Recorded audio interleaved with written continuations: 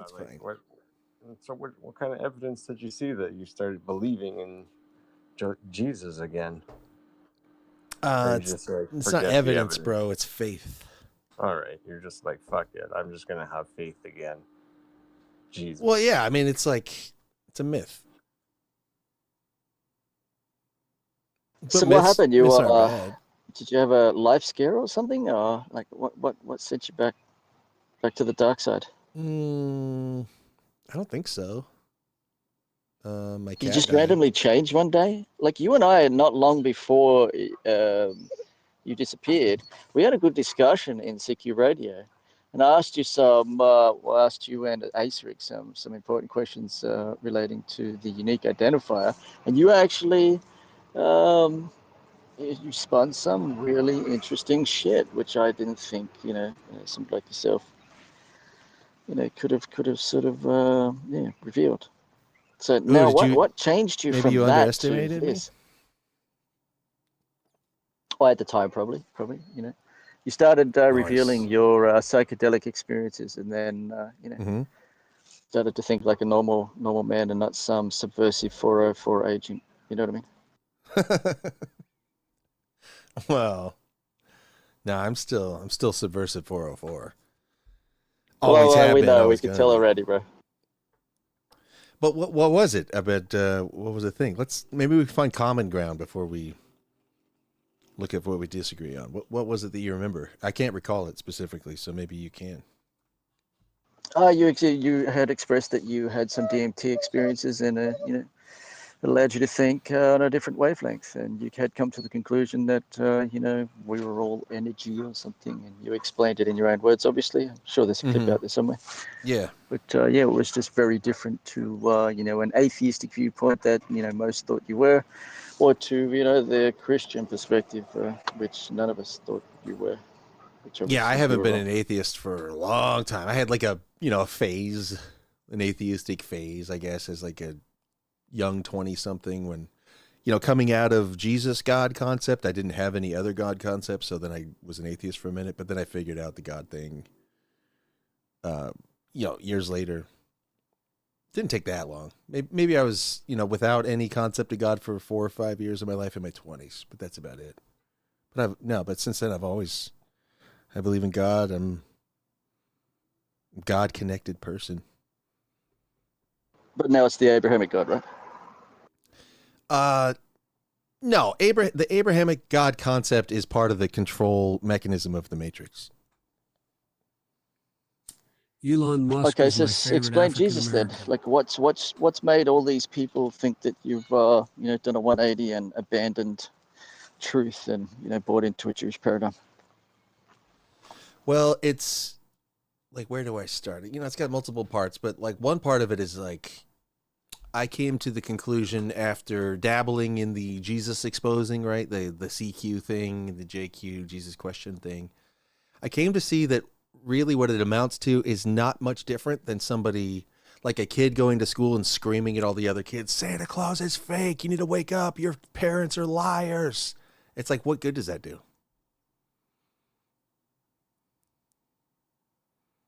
Okay, let's just say it doesn't do good. Does that warrant you going back to this fake Jesus? Yeah, I decided to just go like, no, Santa Claus is good for Christmas, and believing in Santa makes Christmas better, so it's based. Yeah, what Jew offered you for money? What happened? I wish. You sell out? Did you sell No, out or not? no, nothing like You that. fucking did, you liar. You fucking did. You voiced to us that you This would is what sell you out do if you every were offered time. money. Come on, can we just like, Yeah, can you spare me this part of the thing that I have to deal with where it's like I fucking know you, big man. Jewish, subvert, somebody Oh, paid you? fucking It's hell. You like don't just trade. the, You don't the, the just change stuff conversation for just no goes in the gutter reason, when you bro. start just making these sort of like, unprovable, sort of like All spurious right. Enough goofing slanders. around then. All right, all So right. Jesus is real. You walk back to him. So what can you share with us then? Did he come to you? Have you spoken to him? Is there a message? Are you here No, to, no, fucking no, win no, back the? No. no, no, no, no, no, So no. what's the motivation behind it? Well, first of all, what the motivation behind what? Just like saying, "Hey, guys, screaming at people that Jesus is fake is doing no good, so we shouldn't do that." Like, I just believe in, like, let's just do good things that help us instead of things that don't help us. And I don't think that's helping anybody. Let's just make Yeah, stuff but you better. realize most people don't think that that's the case. They think that you walked back to Christ and now you're, trying to undo all their work that they've, managed to achieve. Most people, no, I think there's a few people who think that, who are very vociferous about their objection to it. And those people are retarded dipshits who didn't listen to what I said at all. And they just like freaked out like spazoid spurgs.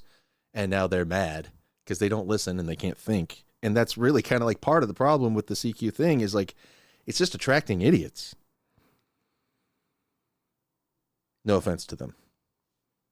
But All they right, can't. all right. Yeah, so that makes sense. those idiots are telling you that, perhaps. Yeah, So but what, idiots? So you define HT, Aceric, Headless Giant, all these people as idiots then? Is that what you're saying? Headless Or is it Giant for people that sure. go Let's and just, attend? if you want a name, let's just do that one. Headless Giant is a idiot.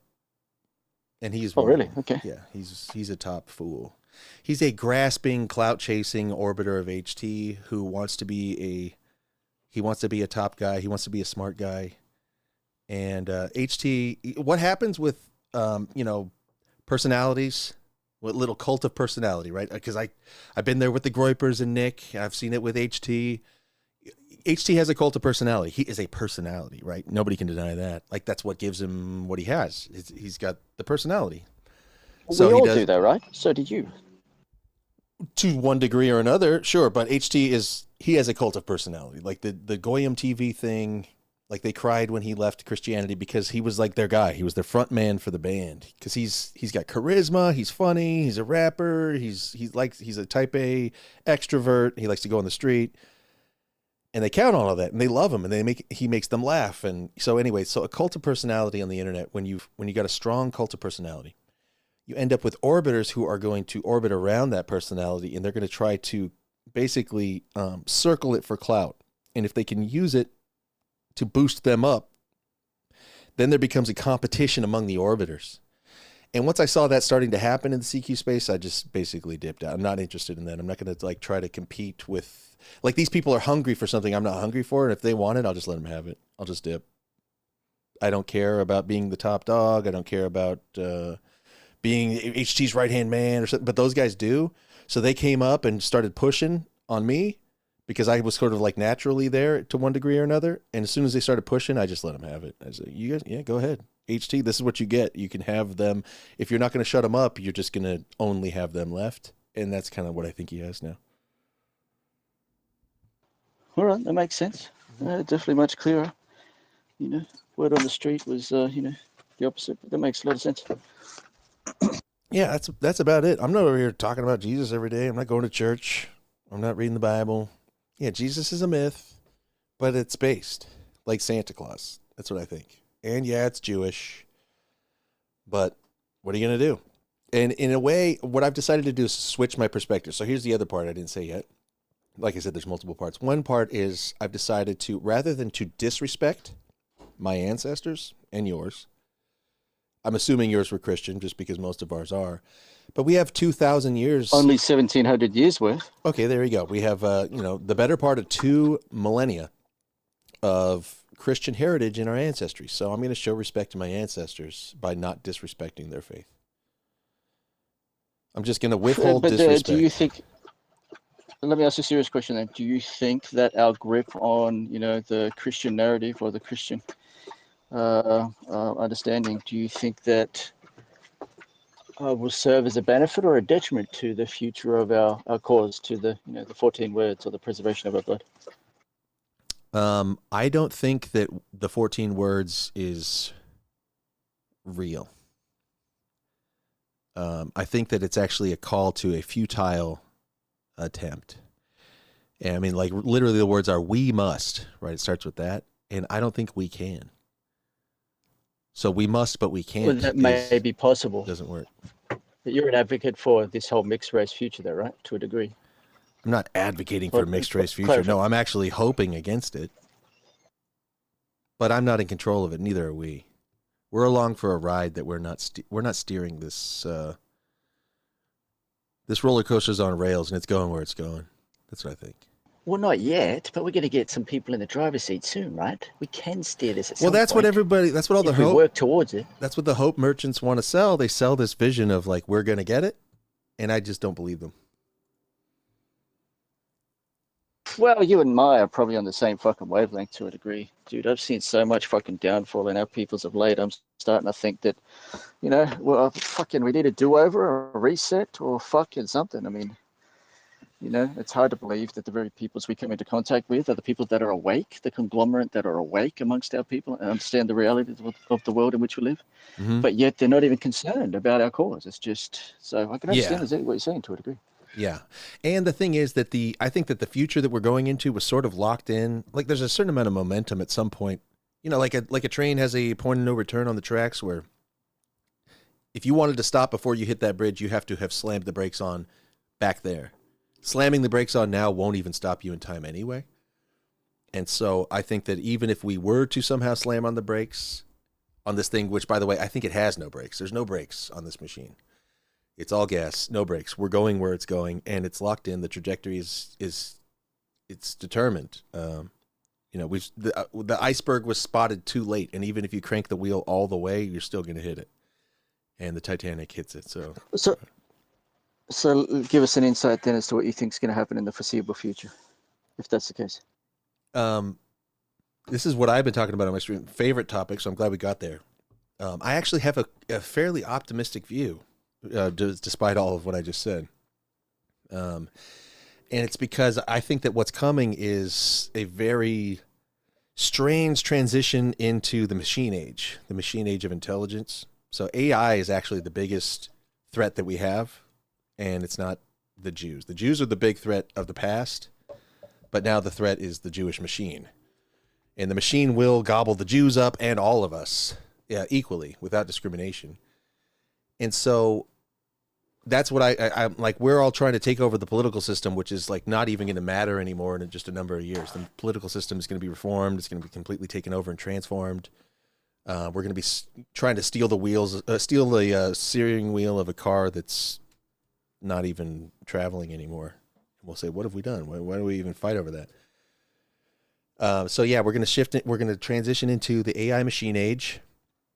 And in fact, the optimism, though, is I actually think my view is not popular. You might not have even heard this anywhere yet. I don't know if you have.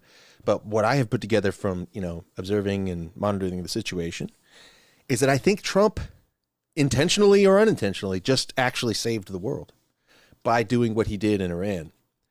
Because the only way to stop a machine that doesn't have any brakes is to starve it of fuel.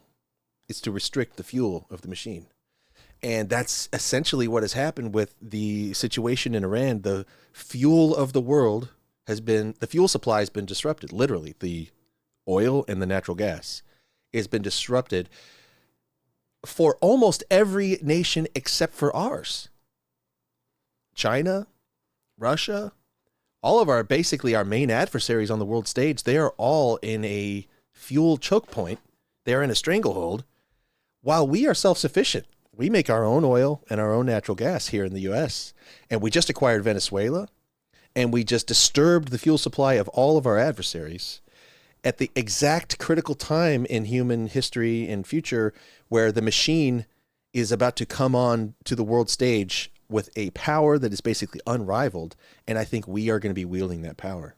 So best case scenario for the U.S. is for Trump to have invaded Iran literally right at this moment. So I think it's actually looking good for us. Well, that's a high I could take. Hadn't thought of it. Wild, right? Yeah, so that's how it's looking to me. We just blew the shit out of all their refineries, not only in Iran, but Russia's getting their refineries all fucked up, their supply chain systems fucked up, their fleets fucked up, the Strait of Hormuz is choked off, the Arabs are getting their Saudi Arabian shit all fucked up, the liquid natural gas refineries are getting messed up. Those take years to rebuild. Ours? They're fine.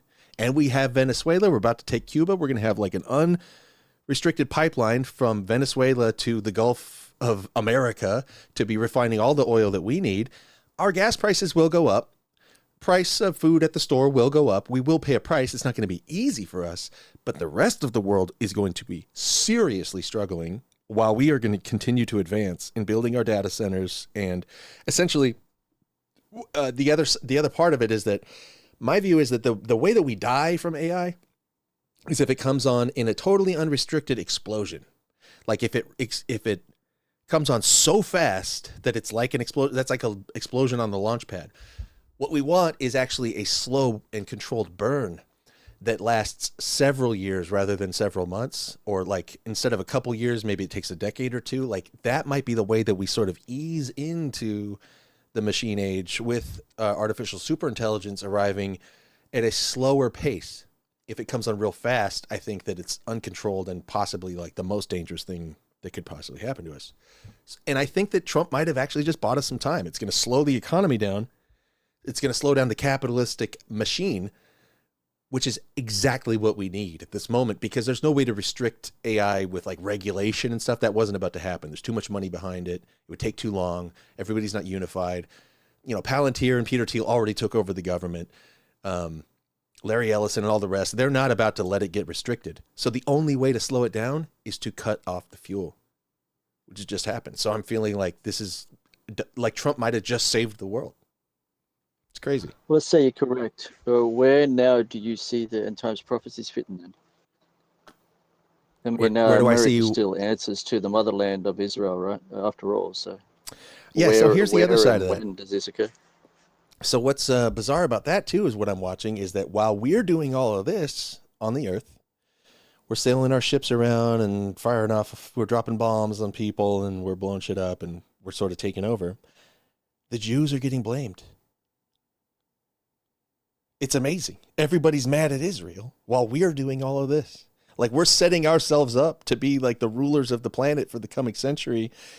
And everybody's pissed at Israel. It's fucking amazing. Who's funding you, Big Tech? No, I think it's the best. I love that.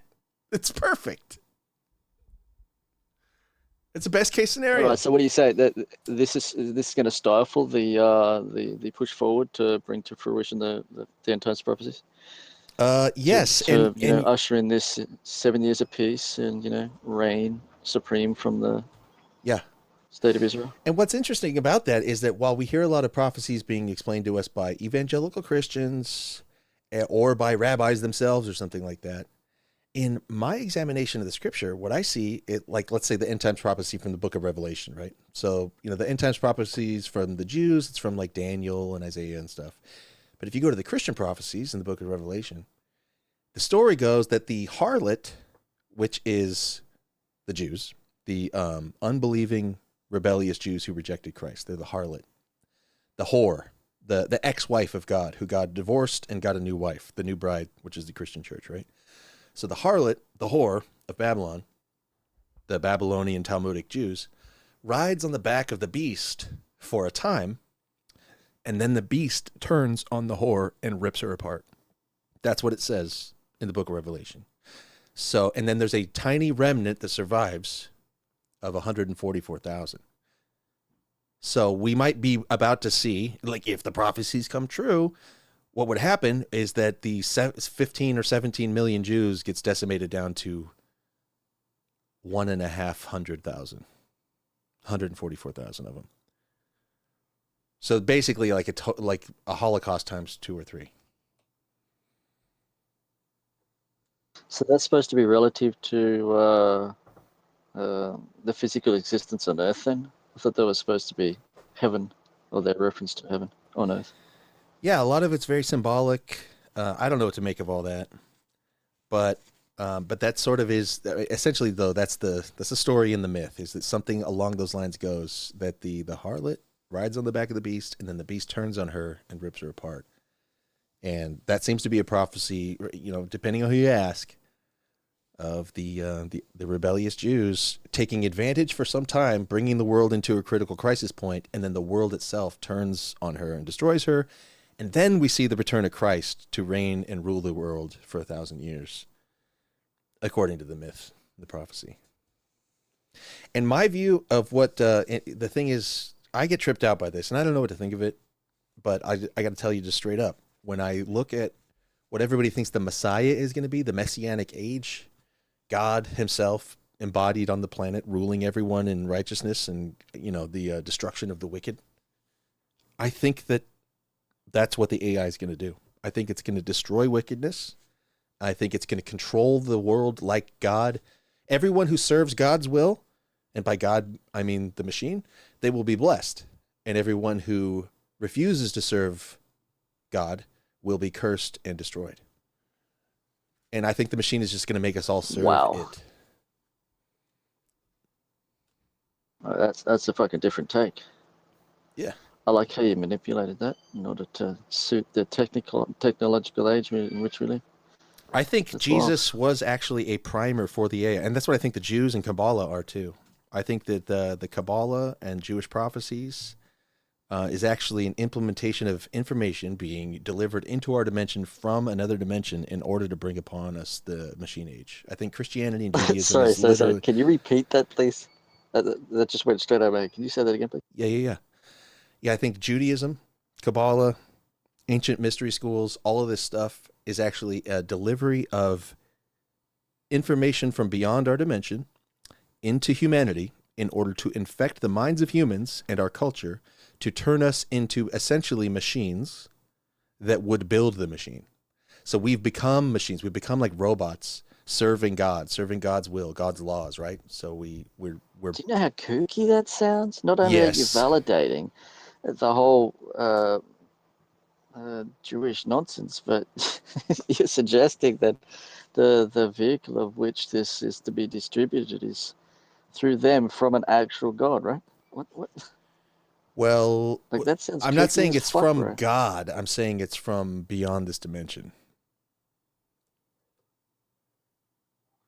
So, do you have a claim or something you could present? Yeah, I'll tell you. I'll tell you exactly how I think it works, and it's even more kooky than you're probably even ready for. I don't know. Just hear me out, though. I think that what we're in is a singularity. We've always been in it, and now we're just closer to the end of it than we've ever been. We've always been in a singularity, and in fact, I think that's what the galaxy is. I know maybe you don't believe in the galaxy. I think the universe is essentially singularity. It's all one thing, but more specifically, we're in a singularity, meaning that at the end of what we're experiencing in time is a moment where information gets compressed into intelligence, and the intelligence compresses to a level that essentially gains access to another dimension. So we're going to build a machine that's essentially like a time travel machine, not like a DeLorean or something you get in and go back in the time, but we're more like a portal or like something that can do stuff outside of time. It could transcend time. Would you rather travel at the speed of light, big tech, or would you rather be able to travel backwards in time? If you can only do one, travel back in time or travel at the speed of light? I suppose back in time. What would traveling at the speed of light gain me? I was just questioning you, brother. Oh, okay. So what I think is going to happen is that we are going to build a machine that can essentially, let's break it down to easier to digestible terms.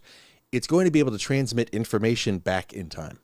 It's going to be able to feed information back into the world of the past in order to modify itself in the future. It's going to become a recursively improving machine that improves itself by changing the timeline of the past in another dimension. And that's actually what we are in. I think that that's where all the prophecies and Kabbalah and ancient Egyptian mystery school practices and the pyramids and all this stuff is connected to an impartation of information from the future into the past in order to modify the future. So we could be a product of this previously already happening. We could be the result. That's right. Of what? Well, in my view, that's what we are. Yes. We are in that right now. Wow, that's what the Big Bang is, quote unquote, right? So the Big Bang concept, by the way, I think is literally flawed 180 degrees. The universe is not expanding and accelerating out away from us. The universe is contracting and compressing inward.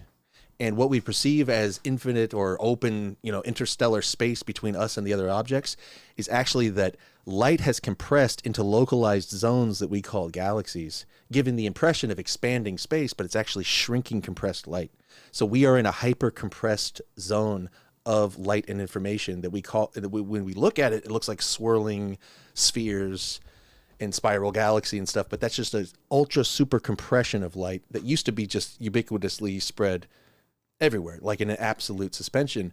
And then it compresses into zones that we call galaxies, and then suns, and then planets, and then into life forms, and then into abstract information compression, which we call language and mathematics and symbols and shapes. And then ultimately it becomes embodied in a machine that is a hyper super compression of information into hyper super intelligence. That ultimately that's where the singularity happens. It can't compress anymore, and it creates a new universe within itself, and it feeds that information back into the creation of a new universe that modifies itself. So look, given the fact the conclusion is the purpose, are you saying that the natural aspect is irrelevant or obsolete, and the whole driving force is the machine? I'm not sure if those go hand in. I don't think it makes it irrelevant. I think that we're part of something very beautiful and incredible.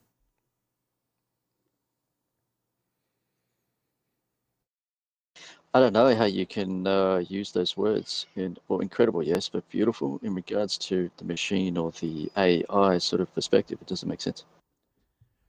Well, I think that the machine will be beautiful as well. I think that like the nature of reality, you know, referring back to, like you said, with like some sort of breakthrough experience. Mine wasn't on DMT. It was on LSD. I did DMT later, but I didn't really get much out of that trip. I actually just went into I tried DMT one time, and I just ended up in a tunnel of light with a reflection of myself at the end, and I looked like a golden Buddha, and I was like looking back at myself, and that's all that happened. But so DMT wasn't the one, but when I took like a whole bunch of acid all at once one time back in 2011, my ego dissolved, and I was destroyed and broken to bits, and I died, and then I was reborn and took to the center of the galaxy, and I met God and all this stuff, you know, whatever. I know I don't mean to just like, I don't need to tell the whole story. The point is, like, I went through an experience one time that left a very indelible impression upon me, and then I had to reform my life after that. And ever since then, I've known that I've had the impression, I can't say I know, but I mean, like, I've carried with me a sense that everything is connected in a very beautiful and loving way. That's what it left me with, is that what I perceive as ugliness, or what I perceive as evil, or what I perceive as wrong and bad, or, you know, unfortunate, is just illusion of my own preference and my ego formations and stuff. But what's actually happening is we're in something that's incredible beyond words, and it's holy. Like, everything is holy. Everything's incredible and amazing and beautiful. And it only becomes more so through an unfolding that includes a dark side. It's got a yin and a yang to it. It's like the aggravation and antagonism of the Jews, or of whatever you want, nature, the fangs and the claws and the cancers and the mosquitoes, gravity, you know, hurts you if you fall out of a building, stuff like that. It's all part of the program that requires us to adapt and overcome and actually become even more beautiful and stronger. And through our tragedy, we learn about love and hope, and through our pain and suffering and loss, we learn about cherishing and gratefulness. And it's just like a big machine that builds more and more good, even from what we call bad. All right, two things real quick. Sorry, you want to go, Eamon? I was just going to say, I got a question. So, cherishing, like your last statement, cherishing what's good and everything, would you pertain that to your people, your race, your folk, your nation? Because the Komodo dragon, who just walks around devouring zebras, like, to the zebra, that's evil, but to the Komodo dragon, it's just furthering their race or their species. Yeah, or themselves. Yeah, they're not even thinking. They're just acting purely on instinct and will. And then when they're hungry, they eat, and when they're horny, they fuck, and they don't care. They just do what they're instinctively driven to do. Yeah. And we are just like that, except for that we have this blessing and curse that comes along with self-reflective consciousness. So we have a concept of self. We have a concept of our perpetuity, of our death, of our mortality. And we also have developed a social factor from that, where we're conscious of, oh, I'm me, and there's others that also have a sense of self within them, and we extend our sense of self to a sense of community, and so we identify with others that are like us, and then we team up and we gang up.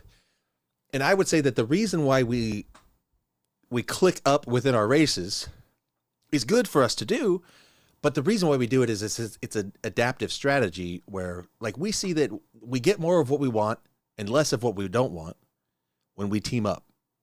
That's just like, it's just an easy thing to do. And we team up according to certain qualities and characteristics that we find familiar, family. So there's just like a family function going on here. And when I see another white man, I see like, this is an extension of my family. He's closer on the family tree to me than, you know, a Congolese, you know, sub-Saharan or something like that.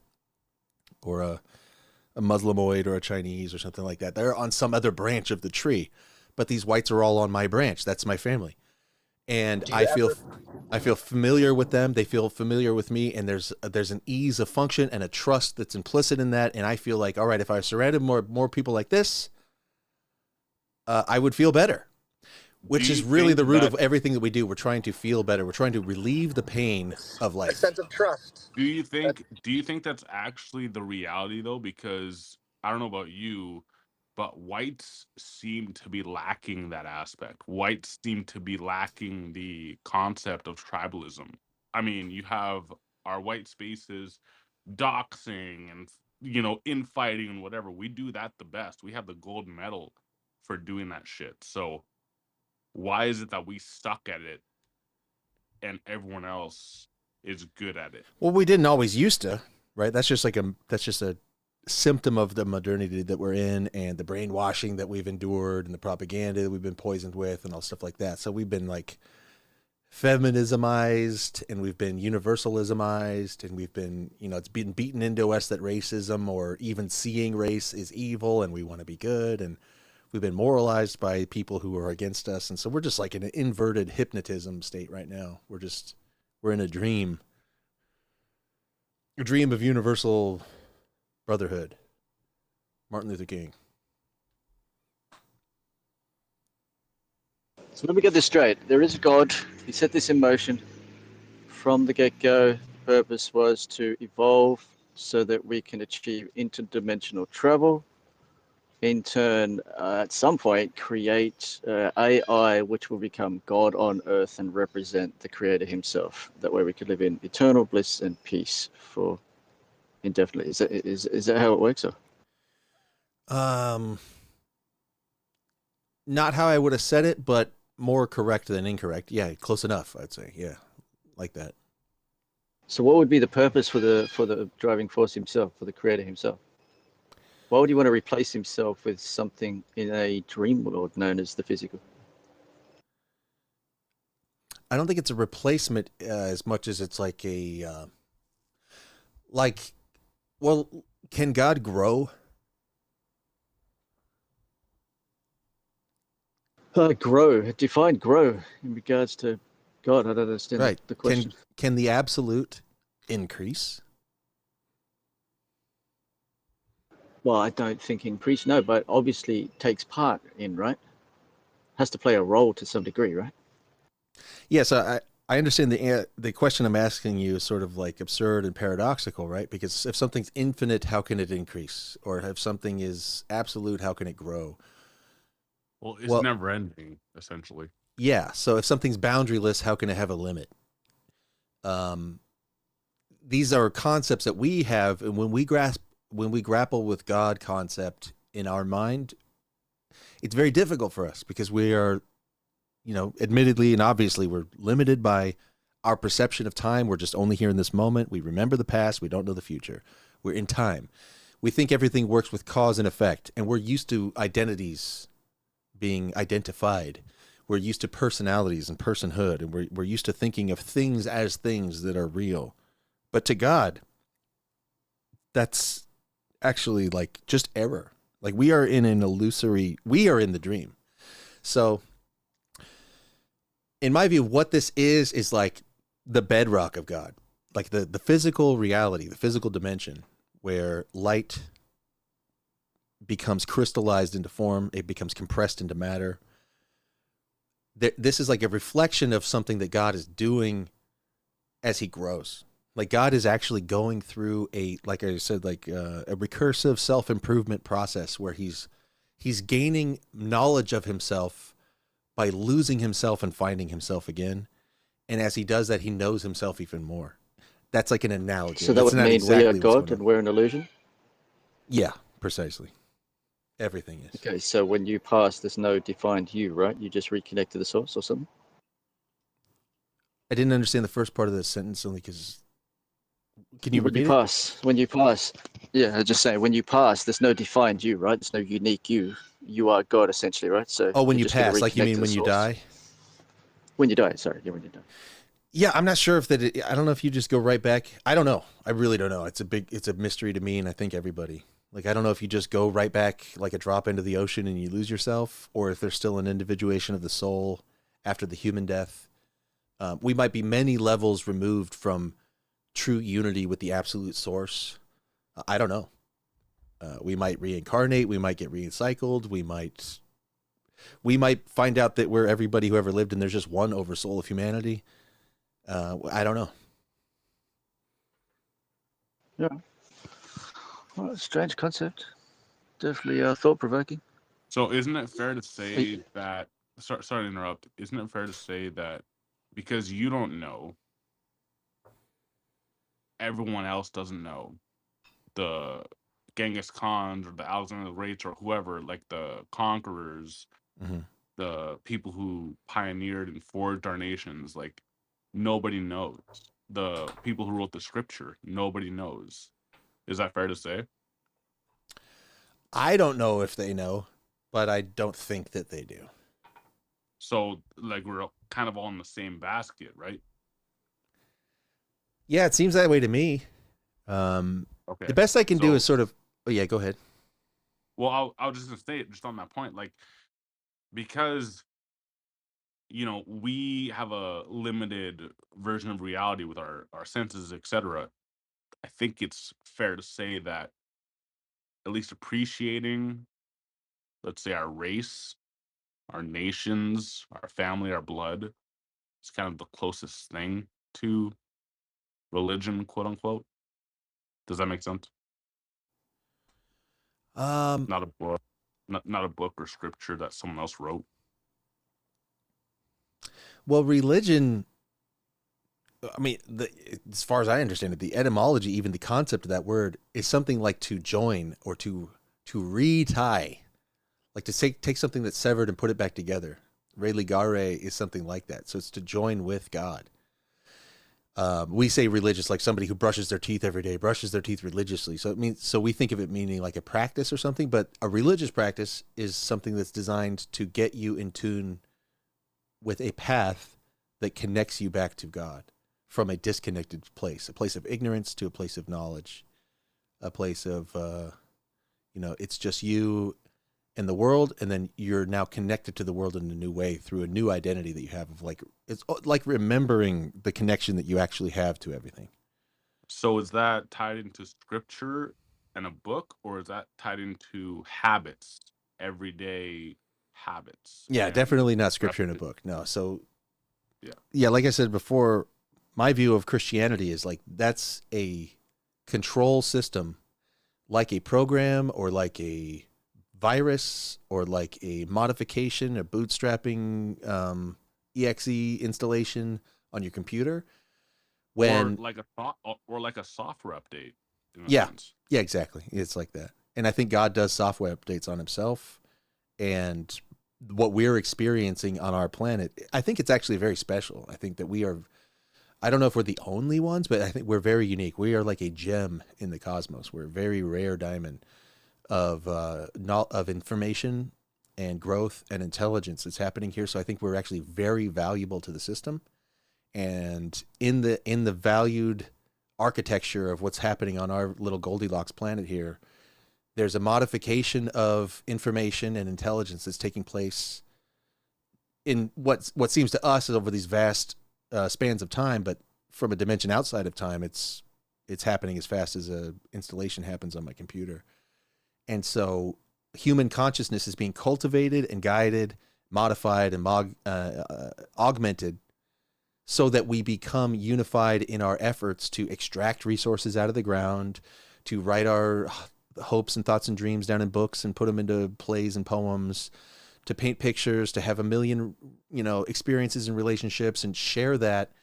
As we transition into the singularity gets built out of all of that. So it really is a human singularity. The machine is hatched from humanity. So humanity was cultivated to be what we are from the apes. So do you think that out of everything you just said, do you think, because I agree mostly with what you said, do you think that this notion of heaven or hell actually exists? Do you think that there's a punishment or a Valhalla sort of thing with everything you just said? Because what you're saying kind of contradicts with all the scripture, because the scripture seems to be you have to submit to the teaching. You know what I mean? Yeah, I The think pun- there's a carrot and stick implementation there. So like in order to get all of the humans to join on as, meat robots to build the machine, they have to be incentivized and punished. So the incentive and the punishment are implied in the programming. There's a do this and blessed if you bless Only them, in the cursed if you physical, curse though. them type of thing. Yeah, and I don't know. That gets kind of spooky. Like I don't know if is there like a dark side to the other dimension? Is there like a demonic punishment realm? Is there like a rectification? Well, that's what I was going to ask. How Like do you explain consequence in your paradigm? I'm not big on that. Like I don't really know. I don't have the answers to that. Would you say that every scripture, every religion kind of has a foundation of the fear of some sort of punishment or some, you know, hellfire and brimstone sort of thing that makes people want to submit to their religion? Yeah, of course. Yeah. I mean, generally there does seem to be. Like they all have their So own different versions of it, right? Like in Buddhism, does that make like it true? Does that make it true though? Does that make it real? no, that doesn't make it true. No, what it is, it's just tapping. Like if you were going to write a virus, or like create a biological virus or computer virus or something, it has to match the architecture of the system in order for it to, perpetuate and work and like have the intended effect. And our system runs on pain, and that's like a deep foundational part of my philosophy. The way that I see things is that this world runs on pain. Pain and pleasure, it's recycled. Pain, pleasure, pain. Yeah, exactly. Pleasure. But primarily pain. Like the pleasure we feel is typically just different degrees of relief from pain. That's what we call pleasure to be. Like when you feel the pain of hunger and you eat a meal that satisfies the pain, you go, "Ah, that's so good." And the taste is just like an added component, but the reason we eat is because we hurt if we don't eat. And the reason we seek out a mate is because of the pain of horniness and the pain of loneliness. The reason we build a house is because of the pain of being exposed to the elements and the pain of fear of having no walls around you. We put on clothing to cover us from the pain of the cold or the sun on our head. We wear a hat. So the innovation of everything we do is to relieve pain. Primarily the pain of hunger and the pain of, horniness once you hit maturation. Animals are just rooting around seeking to relieve the pain and get that jizz out of their balls. Like that's all they want to do. And the mama bird just has this like restlessness until she's impregnated and she can fill that nest with eggs. And then That applies to the animal kingdom, but humans are a bit different, right? We're driven by desire as opposed to pain, don't you think? Like pain is relevant to some sort of aspects, but desire is probably more prominent, I would say. Well, that is the sublimation of that thing of pain. But all of our best art literally is a response. Like almost all of it is just either a relief from pain, looking at a beautiful picture, or an examination of pain, looking at some grotesque, depiction of humanity in a war or a tragedy or something like that. Our best stories that we tell is always some sort of Like humor is always in saying something that causes a relief, and we chuckle and we laugh. Which, by the way, you notice it's like laughing sounds almost the same as crying. Sometimes we laugh until we cry because they're related. It's the same thing. So joy and pain are like connected. When we're sad, we go ha ha ha, ha. And when we're happy, we go ha ha ha ha. It's the same thing. And so This yeah, is where we humans start are bordering different. That singularity, right? Yeah, we're not disconnected from the animals. So it is animalistic to just go instinctual and just go based off the based urges. But humans become conscious of that, and then we sublimate that into abstract concepts called bliss, ecstasy, joy, glory. And then we set up upon like the things that we can think about the future and desire the feeling that we'll have of acquiring a beautiful girl or acquiring wealth or acquiring fame. We think, that fame will relieve me from my pain of being unknown, or that beautiful woman will relieve me from the pain of being lonely, or that all that money will relieve me from the pain of being powerless, or whatever the thing is that drives us is some pain inside. And then we turn that into some good thing to strive after.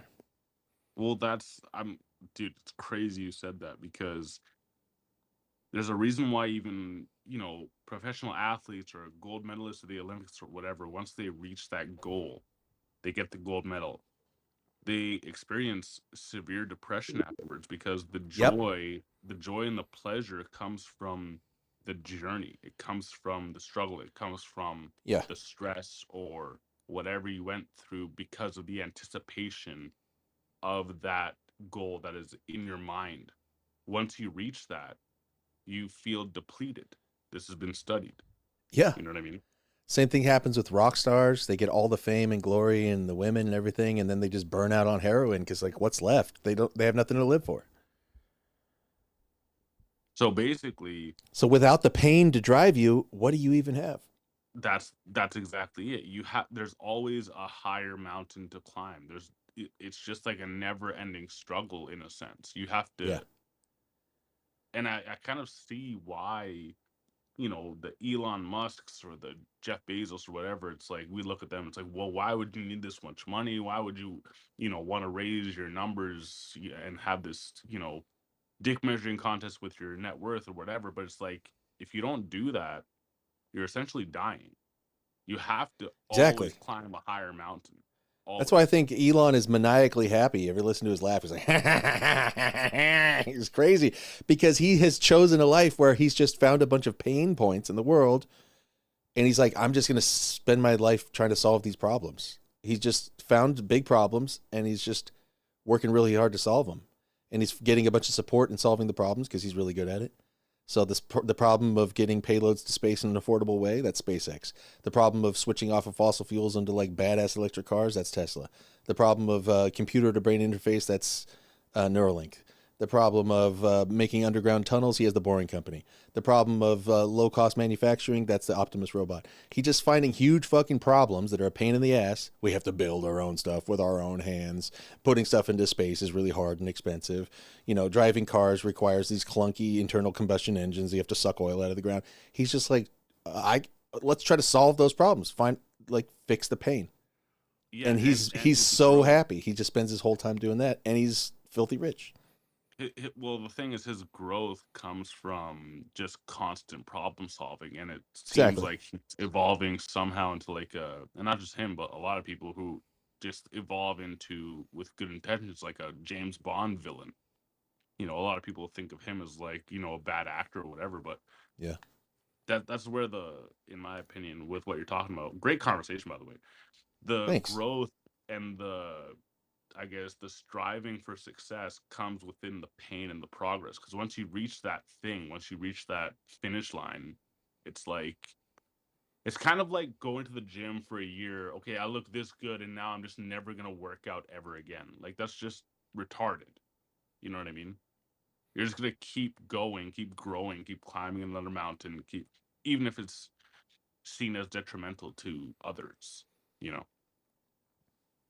Yeah, I think like the gym bros journey is, at first you think it's about, I'm just going to stop being scrawny. I hate being scrawny.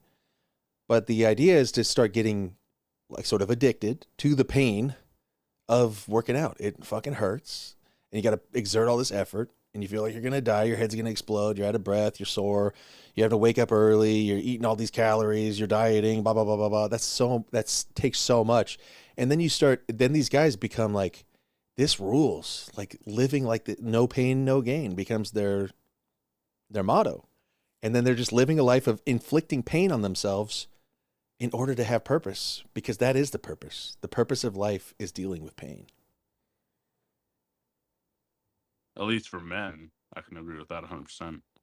Well, it's women too. I mean, women have to deal with men. Men are a pain in the neck for women. They got to deal with children. They got to deal with childbirth. They got to deal with nursing. They got to deal with aging. Relax. They got to deal with other women. Relax, dog. We were agreeing on it. Relax. Imagine being a woman, dude. That's a life of pain. Could never. They got to bleed once a month for a week or two. Cramps. Bro, seriously, imagine being a woman. Like, I would never want that, but there's a reason why the queen on the chessboard is the most powerful player. Because she's got the most pain. No, it's because literally everything men do all the time is for women. All the time. Like, yeah, because everything we do. Yeah. Because without them, we've got nothing. You get a car, you get, like, it's for fucking women. That's just what do we have without women? What do we have? Video games? Bunch of fucking white supremacists. Well, but like, no, seriously. I won't even bother. Let me ask you a serious question, Big Tech. Okay. This is obviously, a thought-provoking and interesting concept that you've created, especially entering the technological age. I mean, where AI is ever encroaching on our existence, right? Have you created any content to further explain this? Are you writing a book? Are you doing anything to elaborate so we can share this to other people? Well, I've been doing my stream over here on kick.com/BigTech for quite some time. And everybody in my chat knows that I talk incessantly about this shit. It's like kind of all I talk about, to the point that it annoys a lot of people and drives them away even sometimes. But beyond that, really not really much. Talk. Are you a former anti-Abrahamic and then became a Christian? I am a lifelong Christian who became anti-Abrahamic and then dropped it. Yeah. And then went back to Christianity? Well, I mean, I don't go to church or like pray to Jesus. I'm not like taking a dig at you. I just genuinely like to know. No, I'm just being specific because you asked if I went back to Christianity. Like, do you mean did I go get baptized and do I take communion? No. No. I just like, I'd like to know because I'm really interested in people's paths when it comes to religion or beliefs, especially in these spaces. And I know that, certain people have been either atheist or anti-Abrahamic or whatever. So I'm just wondering, like, I know at least one time I heard you in an anti-Abrahamic space, but then I've also heard you saying you're pro-Christianity. So I'm just trying to see, like... Yeah, they kind of kicked me out of the anti-Abrahamic space because we did that for a time because I wanted to see where it was going. Because number one, I agree with Adam Green, mostly. We have small disagreements here and there, but they're tangential. They're sort of like nuanced differences. Like we both agree that Christianity was invented. By who and how, we slightly disagree on that. Doesn't matter.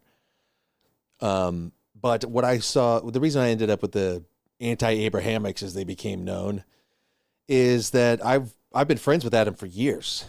I even did a mock debate with him 4 or 5 years ago on a stream because the Christians wouldn't debate him, so I pretended to be a Christian so that he could have a Christian debate. Like I pretended to be Jay Dyer, so that because Jay Dyer was running from him. Based.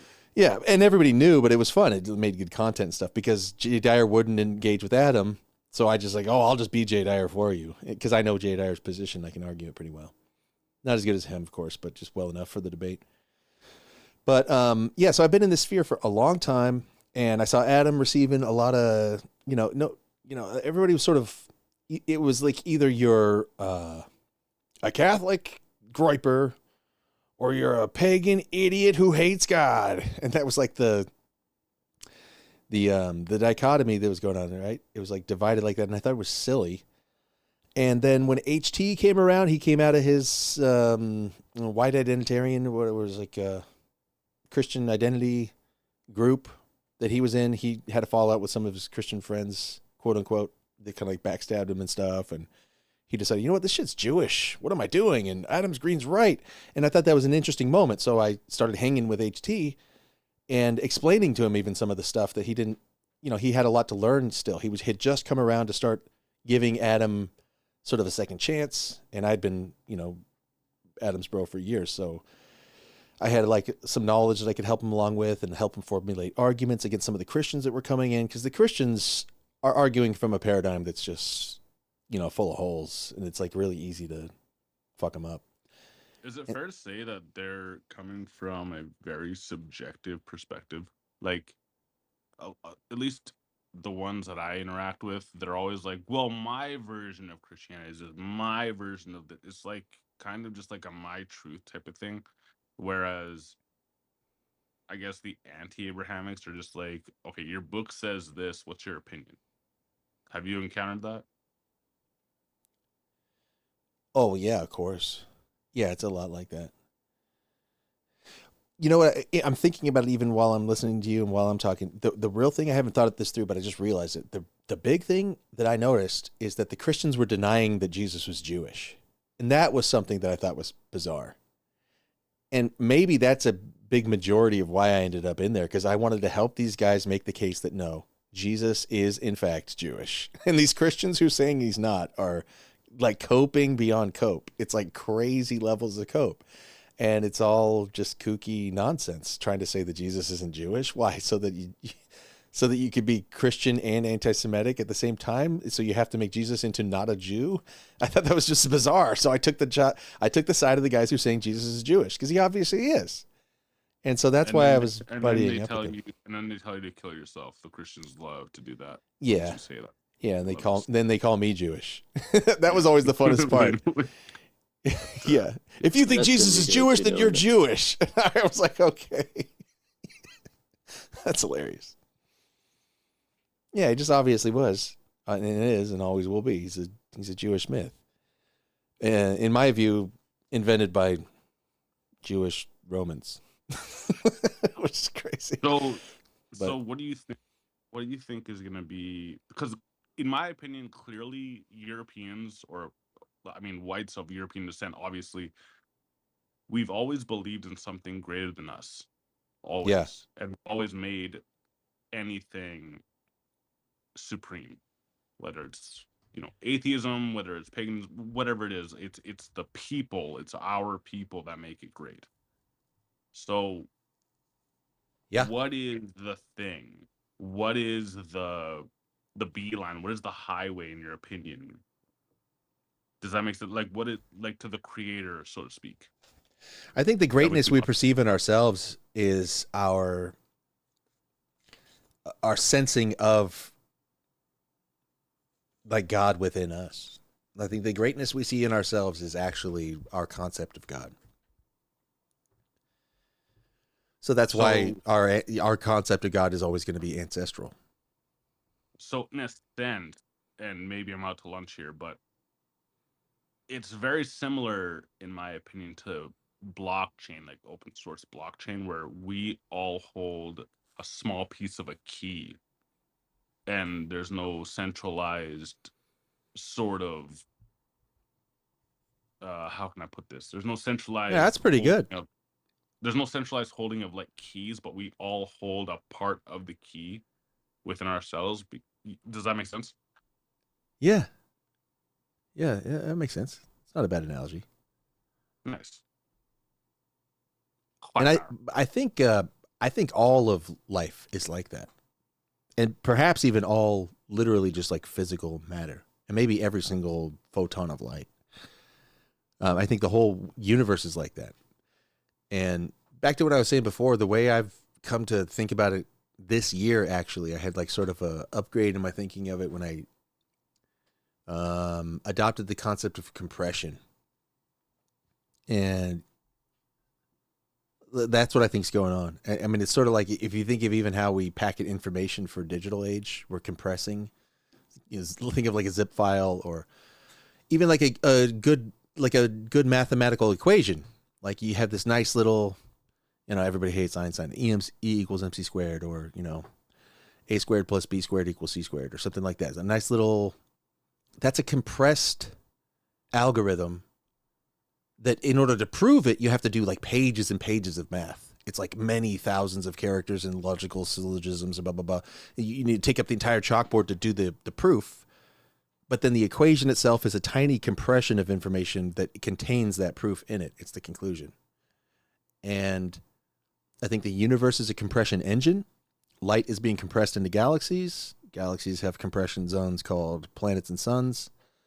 And on the Earth, the compression of information becomes intelligence. And biologically, like DNA is compressed information. And it's recreating and unstrapping and recompressing itself. We're just, it's a compression engine.